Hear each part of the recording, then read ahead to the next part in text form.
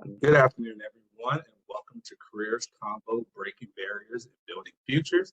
My name is Anthony Hankerson, and I am excited to be here with you today as a part of WGU's Career and Professional Development Team.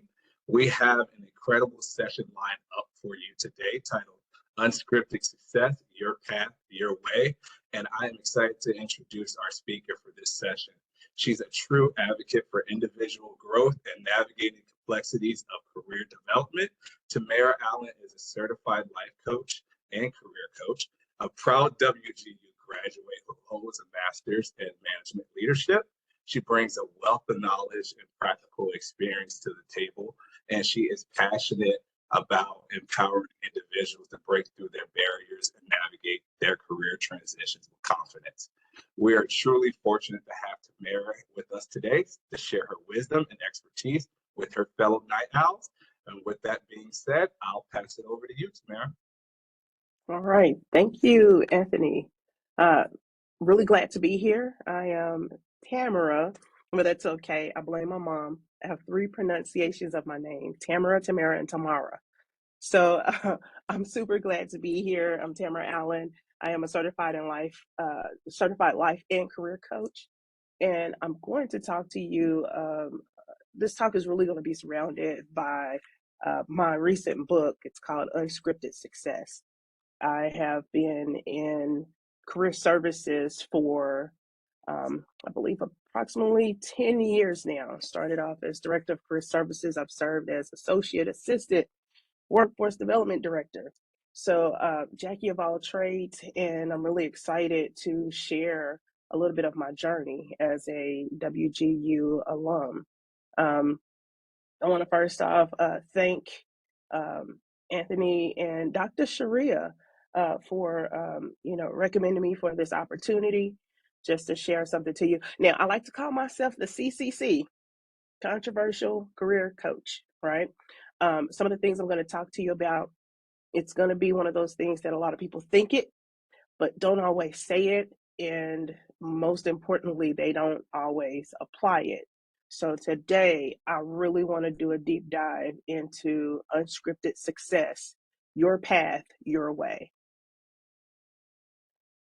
So this talk is really going to challenge you. It's going to make you think about what your beliefs are around success, who may have influenced you, encouraged you, told you what path you need to take. I definitely believe in career pathways. I just believe that there are other ways that we can non-traditionally achieve what it is that we want to achieve, regardless of whatever original blueprint may be out there. We see a lot of transitions going on in our society. We call this the gig economy, right? When COVID happened, you saw a lot of people shifting out of the workforce and going into entrepreneurship, becoming freelancers. So I'm going to talk to you a lot about how I chose a non-traditional path that in the end has aligned with what my values are, and how you can also do that too. And this talk is also going to be a reminder that fulfillment comes when you align your goals, your passions, and your strengths. So this is all about thinking outside of the box of how you can get to where you're trying to go in your career. So a little bit about my book, and again, there is some promotion, but it's really to get you to start thinking more in depth about what path you're going to take. I came up with this book because I wanted people to understand what my personal journey is beyond what people would consider a traditional way of achieving. I'll give you some background of regarding myself. I am a first generation college student, and I'm the oldest grandchild, going all the way back to slavery. All the way back to slavery. Um, I was the first one to walk across a college stage to get a degree. And once I did that, my other cousins and other family members began to follow. Both of my parents only have a GED. Yeah, So my mother, she's been at the University of Kentucky, working in the Office of Alternate Assessment. They do all of the standardized testing for disability students across the nation. And I grew up on the college campus, and I was going to follow that path. I did start off at the University of Kentucky. That's how my career got started. We're not going to talk about the fast food job because I can still make a mean whopper. We're not going to talk about those jobs that, as a teenager got me to where I am now. I'm going to talk to you about a path that was given to me. And we see this a lot. We have people who parents are an attorney. Guess what? You're going to law school. We have people who are doctors. Guess what? You're going to be a doctor. We see people following certain paths, and my path was to go the education route. I started at the University of Kentucky so they could pay for my college degree. And I was in secondary English education. And when I realized that I was going to have to come out of the workforce in order to do my practicum, I went ahead and graduated out to get my undergraduate in English. I decided that the traditional classroom just wasn't for me. I've always felt like I'm an educator. I'm a teacher. I'm a trainer, a developer, talent developer, right? A manager. Knew that the traditional route just wasn't going to be fulfilling for me. And so I saw an opportunity to be in education, but in a different way. And so I decided to stay in higher education, but I was still following the path of my mother, who, with as much as she could, guided me in how to be aggressive and go for what it was that I really wanted.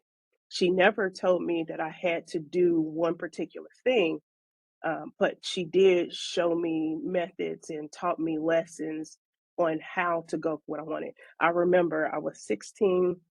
All of my friends were getting a job at this particular retail store. And I got upset because everyone was getting called for orientation. And I told my mom that I was upset that everyone had an opportunity to start at this job and no one called me. And my mom said, hey, the way I got my job at the University of Kentucky, I kept blowing up the HR department. And the woman who was hiring called me in for an interview because she wanted to meet the the woman who just wouldn't give up, right? And she ended up at that job. She will be retiring this year from the University of Kentucky after almost 40 years of service. And it's been a very fulfilling career for her. But I struggled with really taking that advice. And the reason why, because I was afraid of rejection. I was afraid of failing. I was afraid of being the one who wasn't called for orientation. But you know what my mother told me? She said, Tamara, what are you afraid of? The only thing they can tell you is no. I paused for a second because I wanted you to marinate on that a little bit. The only thing they can tell you is no. But that does not mean that that no is going to be permanent. And it does not mean that that's necessarily the path for you and that's going to be a trajectory for your life. So, with that, I started thinking about what it is I really wanted to do. I spent 5 years at the university under some great mentors. And I got to the point where I was tired of people seeing little Tamara. It was hard for me to get promoted because I felt like I was getting pigeonholed in one particular space. And so when I graduated, I decided to venture out and go to another institution. And I had people to come up to me literally and say, Tamara, are you sure you want to do this? Is this the path you really want to take? If you stay and if you do X, Y, Z, you're going to dot, dot, dot. But I had to listen to myself versus what people had mapped out for me versus where people saw my potential, where people felt like the path that I should take. And so with that, I went ahead and took that position and I maneuvered my career in a non-traditional way to where most people would say, even me as a traditional career coach would say, hey, I don't know if that's the best method for you, because you could run into a situation that when someone sees your resume, they're going to say XYZ and you could get rejected. But I stay away from that language because I personally know what it's like to follow my heart, follow what it is that I really wanted to do, and to get myself maneuvered uh, how I felt like I should do for my career. You're going to hear me talk a lot about myself, right? It's something I really want you to understand, as far as my mentality is concerned, as far as the whole concept around this book. Now, let's get to the book. You see Coaching the Coach Life Series. It's a guidebook. What I decided, as a certified life and career coach, I've had a lot of people, you'd be surprised, who ask me, okay, Tamara, you're always, coaching someone on how they can achieve their goals. Who coaches the coach? And I had to think about it for a while. And I realized that life is my greatest coach. And for every lesson that life teaches me, I love to share with you, my audience, family, friends, students, clients, anybody that's willing to listen. And with Coaching the Coach Life series, I decided to come up with some content. I started on social media, talking to people about um, different lessons that I've learned and offering practical tools to help people to navigate based on what I learned through that process. Now, everything that I say isn't necessarily gold or to be set in stone, but it is something to get you to think about your direction and what it is that you want to achieve. So I came up with Coaching a Coach Life series, and it seemed to take off. I started off on Facebook, just talking about different topics, from career, life, relationships, um, disappointments, triumphs, you name it. And I decided I would take this information and start coming out with what I wanted to do was handbooks. I wanted to create these handbooks that were going to help people in life. And I didn't want to use the word handbook, so I came up with the word guidebook, and that's how this series started. One of them is, my thoughts on love, Unscripted Success. I have one that's Unmasking, which is a shadow work journal. But every year I come out with a guidebook that hopefully will help people. But Unscripted Success, this was a big one because I've been doing this for years, talking to people who are looking for someone to give them this roadmap, this blueprint of how to achieve. And I realized that there are so many things that we talk about as career coaches that don't really hit the nail on the head to give people real understanding of how to do this and do it their way. So this Coaching the Coach Life series, like I said, I'm the CCC, controversial career coach. It's very edgy. It's not your typical, hey, this is how you do your resume. These are job search strategies. These are interview techniques, right? This is to get you to think about how to break free from restrictive mentalities that stop us from doing what we need to do. I also wanted to talk to you about the fact that I chose to be a life coach and a career coach, which is a lot of people consider that to be, it's becoming popular now, but it's considered to be not so traditional or super popular type of career path. But I realized that it's really opening up the doors and allowing me to touch a lot of people.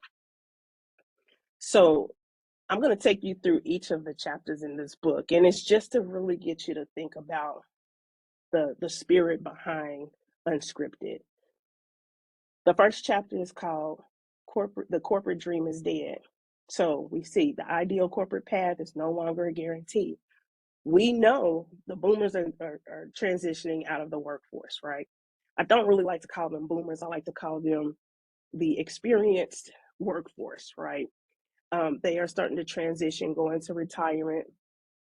And back in the day, our grandparents, or even our parents, my mother is about to retire from the University of Kentucky. She's going to have a great retirement package. She's going to have full health insurance, things that when I started at the University of Kentucky were not available to me because I was coming in, and she was grandfathered into an opportunity to be able to still remain a part of the organization as a thank you for her service for all those years. Me coming in, it wasn't offered to me as an option if I decided to stay at the University of Kentucky. And that's not knocking the school, you know, things change. But the biggest thing is to understand that, you know, retiring with a pension and all those things, that doesn't exist anymore. And I think when we have that in our minds, we'll start thinking about how to maneuver ourselves to ensure that we're going to have what we need when we transition out of a position or out of our specific careers. Um, the pensions are gone. Now you see it where we have to actually fund our retirement. You have your 401ks, which is heavily rooted in investments. We realize that things are changing. So that first chapter really encourages you to not think about going to work for a company just to stay in hopes that you're going to have some kind of jackpot at the end. This is an opportunity to understand that you can move around and really navigate your career as you need to. So when we're talking about in the first chapter, I say clock out, because we know that company loyalty it cannot exist anymore. And when I say company loyalty, I'm not meaning unprofessionalism. I mean just the thought that, hey, I have to stay in this particular role until I am 65 years old, and then I can just transition into retirement. Loyalty should not come at the cost of growth. I see too many people become stagnant, and they stay in places that do not allow them to reach their full potential. And chapter 1 is really about knowing when you need to reclaim your time. I'm not sure exactly where you all are in your careers, but I see a lot of complacency, not contentment, but complacency. And we see fear keeping people stuck. So there is an opportunity to learn something from that chapter and understand what company loyalty means and what loyalty to self means. Okay. Chapter 2. Ooh, and this is my favorite one. I tell people about this all the time. Your coworkers aren't your cousins. Now, it's important to respect the people that you work alongside, but also maintain healthy boundaries.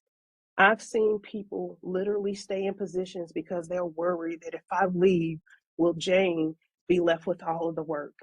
What's going to happen to whatever project I was working on?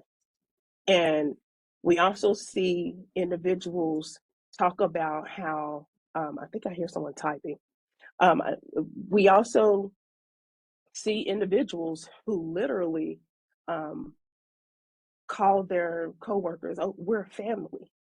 And I don't necessarily see anything wrong with that. We do, you know, build bonds and connections that at times, even after we leave an organization, they are still strong. And we see their children grow up, and we have this, you know, they're invited to the picnic, right? But it's really important to maintain healthy boundaries, even in conversation and sharing personal details. I always practice a level of professional separation and distance.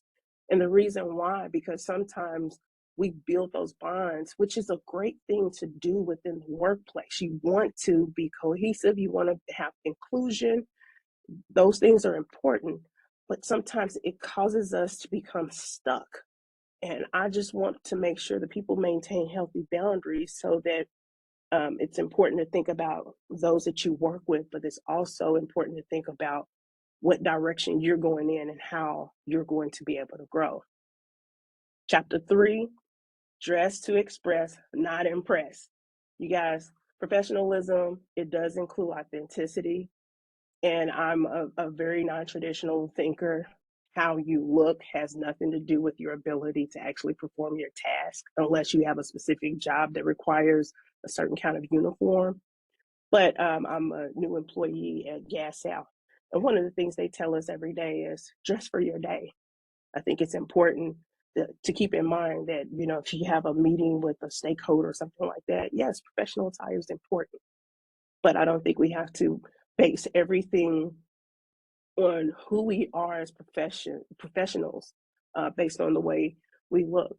But it's important to dress to reflect your confidence and your position, even in an environment where you can dress down. If you're a leader, you know, there's a level, even though I may have on some jeans, I may have on Oxfords and a polo or button down. I have a casual, well kept look.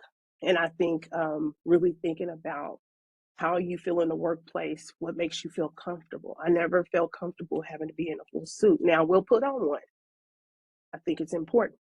But this chapter really gets you thinking about how society has made us think that based on how we look, it's going to be going to determine how we show up and how, you know, we're going to perform. And that just isn't the case.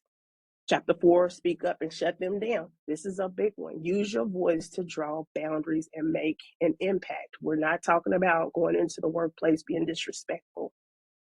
But if you're at the water cooler, you hear something or someone tries to pull you into gossip or conversations that are not inclusive, they're not friendly, they are not to unify, you have an opportunity to speak up.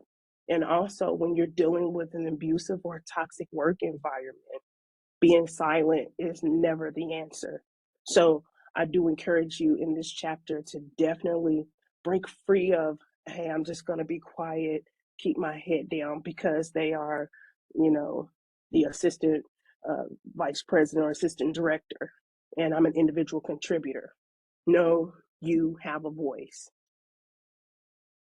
Chapter 5, 95 is so 95. You guys, work should fit your life and not the other way around.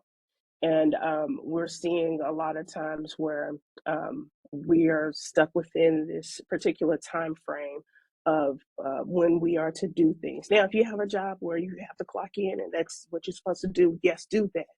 But I want you to think outside of the box of what's going to be comfortable for you. What kind of job should you be exploring that will fit the schedule? It's going to work best. I'm not a morning person. So for me to get a job, I have to be at work at 7:30 in the morning. I can't guarantee I'm always going to be successful at that. So start thinking about how to align your career path to who you are and how you best function. If I can do 10 to 7, hey, I'm going to be the most productive employee that you have. So I love that chapter, and it gets you thinking about non-traditional work schedules, things that you can explore. Again, we're trying to pull you out of complacency and to get you to think outside the box and explore any opportunities that may work for you. All right. Chapter 6, micromanagement is a disease. You guys, as you go into leadership roles, understand it's going to kill morale. You know how it feels when someone looks over your shoulder. And so it's very important. I talked about using your voice to advocate for autonomy. And again, these are also some indicators of whether or not this is the place that you actually need to work. So start thinking about that. Chapter 7, survival tactics for office politics. Ooh, this is interesting. There are things that we have to do. We have to learn how to have conversations without compromising yourself. I talked about the water cooler.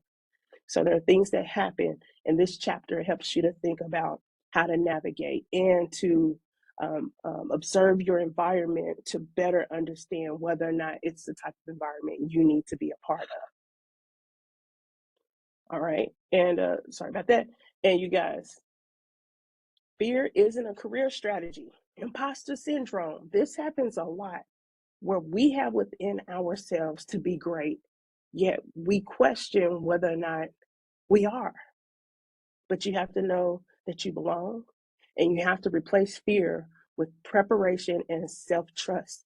Even if it's a situation where you say, hey, this isn't a place for me, I'm going to have to transition, I'm going to have to make a career pivot.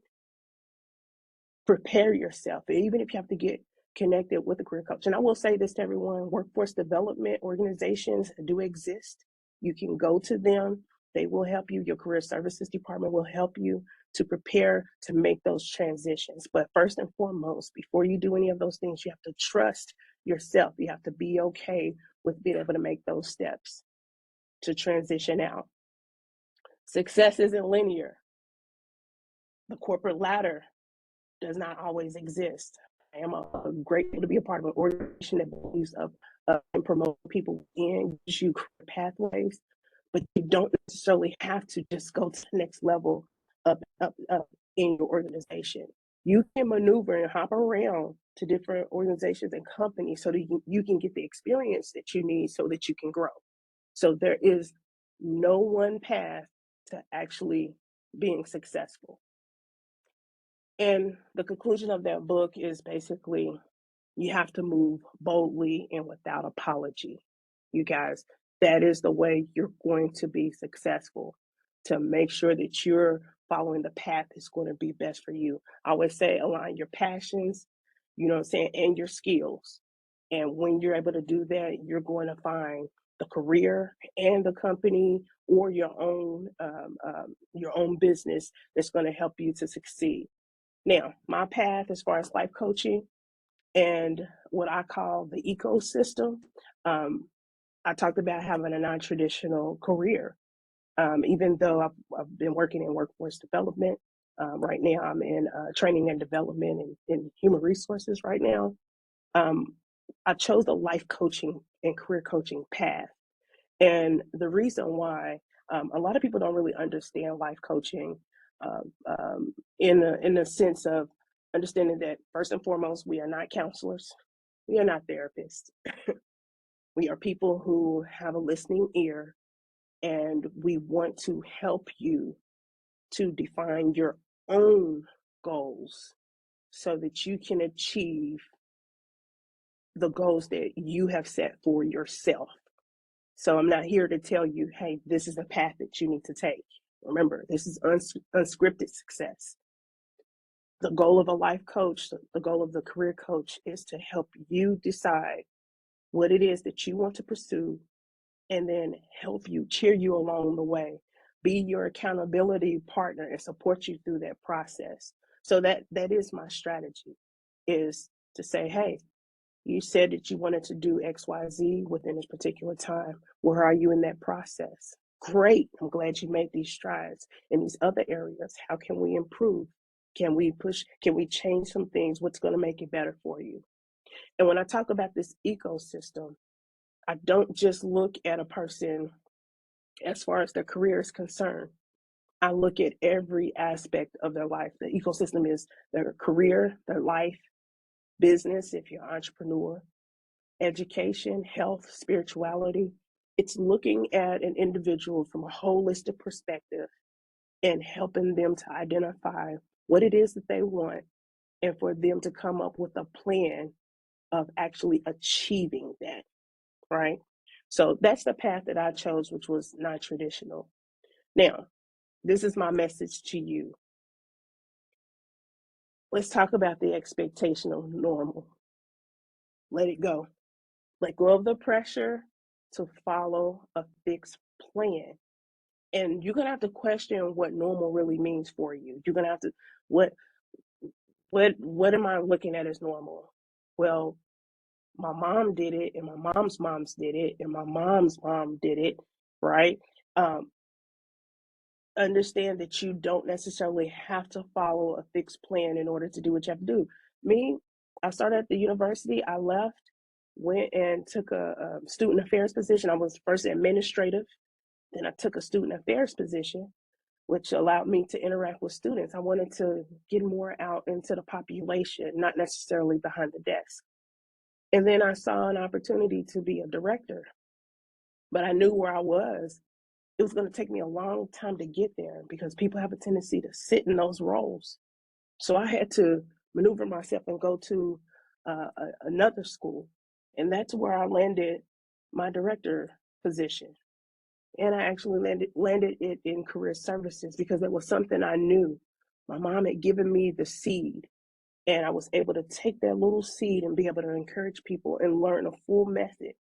I didn't stay at one place and hope that they were going to promote me, hope that they were going to give me a salary increase, hope, right? I made it happen. So think about this and take this away from you. What normal have you outgrown but haven't yet released? You have to let that go if you're going to succeed, all right?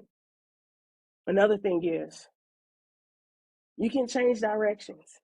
There is nothing wrong with pivoting. I just did something amazing. I just went from workforce development into HR. I was able to career coach myself by taking transferable skills and the things that I've done in workforce, doing presentations like this, speaking, developing training curricula, and be able to take that. And now I'm finally in HR. Now, I didn't want to go traditional HR. I don't want to do compensation, policies, legalities. I am overseeing inclusion for Gas South. And I was able to do that because I was not afraid to change direction. Pivots are not setbacks, they're strategies. Even if you have to take a position and go back or a little bit in a pay cut, give yourself permission to evolve. Don't be afraid of that, because sometimes when we make moves, doors open. Okay? And straight up, I am the coach. I told you, life is my greatest coach. So life is going to be the greatest coach you'll ever have. Yes, you're going to have people that they're going to tell you and give you advice. They're going to give you encouragement, but you're going to have to look at your own life and its own path. And that was the biggest thing as far as my book was concerned. Talking about coaching the coach, it's where you're sharing, where I've been able to share life's lessons in real time. So understand that our experiences and the environments that we're in, nobody is in your shoes. No one knows what you're feeling, and if you feel like you need to do other things in order to achieve, go ahead and do that. Coach yourself. Okay? And again, understand what your ecosystem is. Start thinking about every aspect, because let me tell you something, you guys, and I'm looking at my time. I found myself in a situation when I graduated from WGU. I said, okay, I'm graduating, I have student loan debt. I need to find a job at least making six figures. Okay. And this is not to get religious in any capacity, but there is a scripture. I grew up in the church. I'll just tell you that. There's a scripture that I love the most, and it says, be anxious for nothing, but in all things through prayer and supplication, make your requests known unto God. But there's one thing I feel like is missing from it. Be specific. I was looking at the financial opportunity. I needed to look at my entire ecosystem, everything that made up who I am. Going for a job making so much money became taxing, stressful, and everything I was doing was being contained in one space when I knew that my goal and my mission, my purpose was to actually expand that out, have a greater impact. So whenever you're going to approach your career in whatever capacity, your career or your life, you need to look at everything that surrounds it: career, life, business, education, health, and spirituality. No single pillar should dominate the other. You should definitely make sure that you're looking at your entire ecosystem, especially when you're there in that cubicle, there in that office, there in that meeting, they're sitting at your desk applying for your next opportunity. Make sure that you look at your life, your entire the ecosystem that comprises your life, and that whatever step you're going to take is going to be in alignment with that. And as my book says, this is your path. Do it your way. Authenticity and clarity are your competitive edge. Build confidence in your own process, You don't have to follow someone else's timeline. If I listen to, and I won't name names, but if I listen to specific people, I probably would still be in Kentucky, still sitting in that office, hoping for someone to put me on. But I had to create my own path, and it's done. It's been extremely tremendous, and I've been extremely successful. I can actually say that. So here are the key takeaways, you guys. Your success is your own to define. Don't let anyone tell you what you should or should not do. Sometimes we have in our minds, I remember I had a teacher that I loved so much. I said, I want to grow up and be a teacher. Then I had an opportunity to go into the traditional classroom, and I realized that's not for me. But I was able to define how I would be an educator. Ooh, I hear you, universe. And you guys, let go of outdated expectations. Remember, the corporate ladder, it does exist, but it's not always for everyone. Don't feel like you have to go a particular way. Sometimes our path is this way. Sometimes it's zigzag. It goes in waves. So let go of outdated expectations and align your life with what truly matters to you. Remember, keep in mind your ecosystem. Think about where you're going as far as your path and how it's going to impact all those particular areas, because that is also a part of success, happiness, contentment. All right. So, what are you waiting for? You guys, get the book. There's a QR code right there in front of you. I believe that Anthony may have also shared that with you. You can find this book on Amazon. It is a quick read, but it has some valuable tools. It's not just telling you your coworkers aren't your cousin. It gives you steps that you can implement to help you through the process. All right. So, to summarize and to get out of here, you guys, unscripted success is a reminder that you do not need permission to build the life you want. I know some people are expecting you to do this or do that, but really success is all about what you define it to be. Doesn't matter about what your income is, what's going to make you happy, aligning your purpose, your passion, and your skills, right? So, you guys, I already asked you to think about your ecosystem, reflect on what no longer serves your journey. If you're at a company, it's toxic, or you're just not growing, then you're going to have to reimagine what's possible and be sure to choose alignment over approval. The approval thing is that's heavy. Alignment over approval, because sometimes we will find ourselves unhappy, we will find ourselves stuck because we don't want to disappoint other people. But at the end of the day, it's about whether or not we disappoint ourselves. Reclaim your voice, your rhythm, your way. And you guys, I want to say this, and this is just to you personally. And sometimes you have to take time to do this for yourself. Thank you for being here and for showing up for yourself. I understand there are people that may have expectations. I understand you may have been at that company for X amount of years, but you can definitely define your success your way. Okay. So, you guys, at the bottom it says to follow me at T. Allen Speaks on all platforms, and also LinkedIn, especially. I do Coaching the Coach Life series every 8th of the month. There's an article that I drop on LinkedIn, and I'm telling you, it's really good. Just trust me. And as we go into 2025, it's going to get edgier because we're going to have to start thinking of creative ways, and we're really going to be able to map and navigate through life. We are having a lot of changes that are happening in our corporate structure. But I want you to think outside of the box and check out Coaching the Coach Life series on LinkedIn.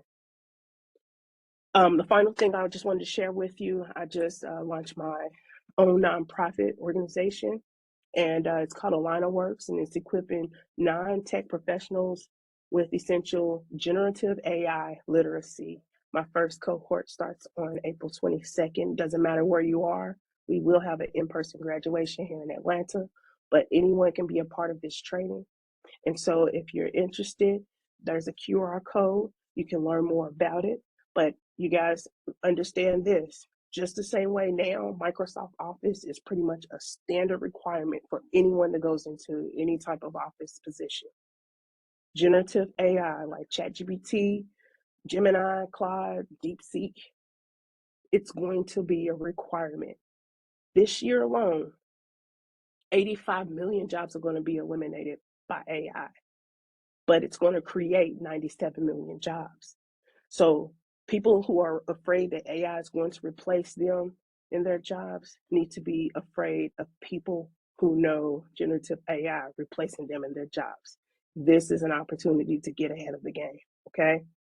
So you guys, I really appreciate you taking the time to speak with me. And if anybody has any questions, feel free to chime in. Oh, well, thank you very much, Tamara. We definitely appreciate it. It looks like we have a question in the chat already, so I'll go ahead and read that question. But if you do have a question, you can drop those questions in the chat, or you can come off mute or raise your hand so I can allow you to come off mute and you can ask your question directly. So the question I have here is, I'm curious, I have less courage to explore new opportunities given the shift in today's job markets, specifically that it's incredibly low hiring rate. Do you have any insights on how to balance having courage in your career path while also recognizing the current and potential future job market and needing to make a paycheck? Okay. Sorry, I'm reading through it again. So honestly, I don't really feel like that people say, well, look in the mirror or do certain things to help your help to increase your courage. Honestly, sometimes you just have to do. I've been absolutely terrified, like, oh my gosh, I don't know how this is going to turn out. But I've just had to do it, shaking and trembling. I'll give you an example. I had a friend to take me to a gun range, and this is not about weapons or anything. But I knew that somewhere along the way, I probably would need to know how to use something safely like that. And I was absolutely terrified. I mean, I was physically shaking.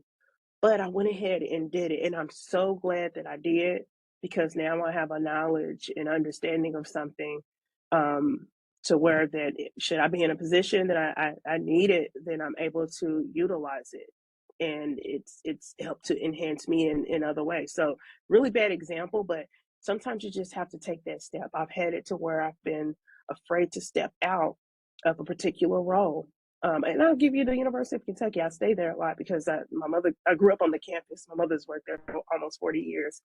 And it was very scary to walk away from it. I was director of career services for ITT Technical Institute when they crashed and burned. That's how I ended up in Atlanta. But I felt like I was supposed to be in Atlanta a long time ago, but I kept running from it. Finally, something happened to where I had to just go ahead and take the step. It was scary to make that change, but I just had to do it. There's no real way that I can just advise you or give you a particular exercise. Now I can direct you to YouTube, I can give you affirmations, things like that, but sometimes we just have to do. But let go of imposter syndrome. There are a lot of things that we actually do know, and we doubt whether or not we're going to be successful in it. Read up on imposter syndrome. Look at some strategies that you can take to overcome it. One of the things I've done, especially if I'm suffering from imposter syndrome, even now, I'm starting a new nonprofit teaching generative AI. I'm not a tech person, but what I wanted to do was to make sure that I certified myself. So go get you some certifications. That's going to help boost you. It's going to help boost your resume, and don't worry about what's going on in the news. At the end of the day, the world still has to keep turning, and continue applying, continue um, building your skill set, um, and and also this is something that helps me a lot. Look at labor market information. Find out what industries are fading out. Last year, 72% of businesses incorporated AI into their business functions. Start looking to see, what's actually happening. Keep your ear to the ground, economically, and as far as like the Bureau of Labor Statistics, that'll help you a lot so that you'll know exactly how to get out there. And then look for multiple sources of income. I'm not talking about Amazon drop shipping and things like that. There are part-time gigs, things you can do remote. There are a lot of opportunities and things you can do contractually where it's not necessarily where you have to work full-time 8 hours. You can still do your full-time and you can make money in other ways. Think about all the skills that you have. What is it that you can do that you can market to someone that you'll do for them and they'll pay you for it? So those are some things that I would add to encourage you. All right, thank you. Hopefully that answered. All right, we still have a few more minutes. If anyone else has a question, you can drop your question off in the chat or you can come off mute. Again, just a reminder, this session has been recorded, so you will receive that session via email, and I'll also include Tamara's contact information and other tidbits about her book. So if you would like to check it out, you'll have the ability to do so. And you guys, just to kind of fill in, I was trying to make sure I didn't go more than 40 minutes. I had my timer on. I literally had people telling me, like, are you sure you want to do this, Tamara? And I'm like, they almost made me question it. I'm not going to lie. And I realized that since I took my own path, I ended up making more than any of those people. And I'm talking about, these are people who had high positions. And it was because I needed to do what I needed to do for me, not necessarily, be in the next room, to my mother at the university. And she's done a great job, and she does a phenomenal job. She's a public speaker herself. But I did have to follow my own path. And let me tell you about WGU, how I ended up at WGU. I meant to mention my connection to WGU. So I was looking for a master's program, and I had every opportunity to go to Georgia State or one of the other traditional universities. But I wanted to go and be a part of a school that would be more so about not just a theory, but how well I'm really comprehending what it is that I'm learning. I wanted to be able to, attend a school that would give me the freedom to not be rushed in one semester to try to get things done because I was working full time. That was a non-traditional path that I took to even go with WGU. And I honestly, I'm like, they should hire me because I do promote WGU a lot. Just with coming to this university, it gave me a chance to move at my speed. And it has nothing to do with intellect or the ability to complete a master's. I was working full time in leadership. I really, to try to balance that work and school at the same time and having 3.5 months to get it done, that wasn't going to work for me. I had to find a university was going to give me a non-traditional way to still achieve what I need to achieve. And at times, my life slowed down to where I was able to do more work for grad school. And guess what? Once I got that work done, I was able to add on additional classes and not have to wait until the next term in order to start a new class. So think about, just even the way I even approach going to graduate school. So think about non-traditional ways that you can achieve what you're trying to achieve based on who you are. And I know sometimes your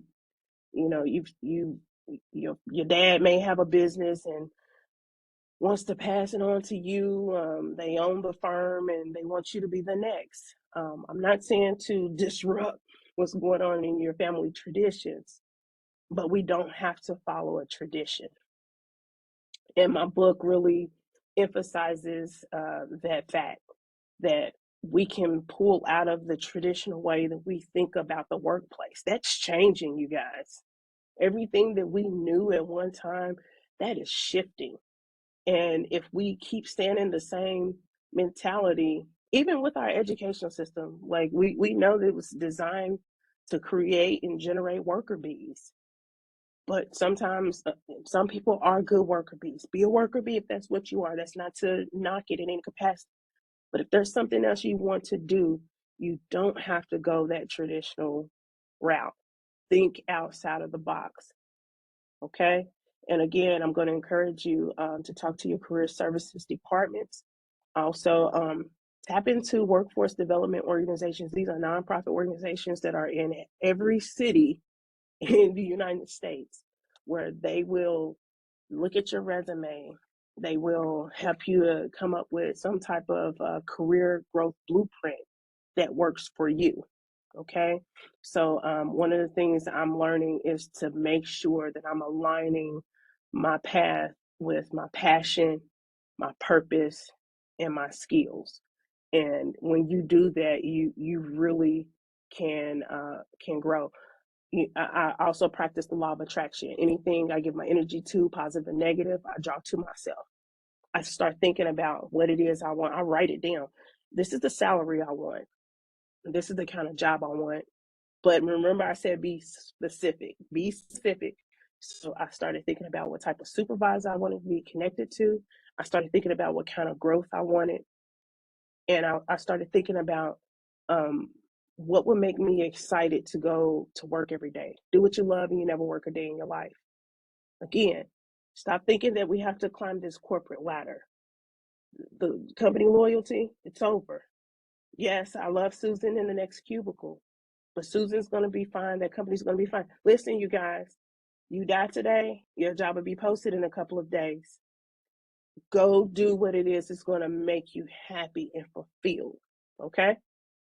So again, you guys connect with me on LinkedIn if you got any additional questions. I'm not sure exactly what to say, but connect with me and I'll be happy to talk with you and share more insights. Right. Thank you very much for those inspiring words. Like I mentioned, everyone, that you will receive a copy of this session along with contact information. So if you do have any additional questions, you can follow up with Tamara. She is a fellow night owl herself.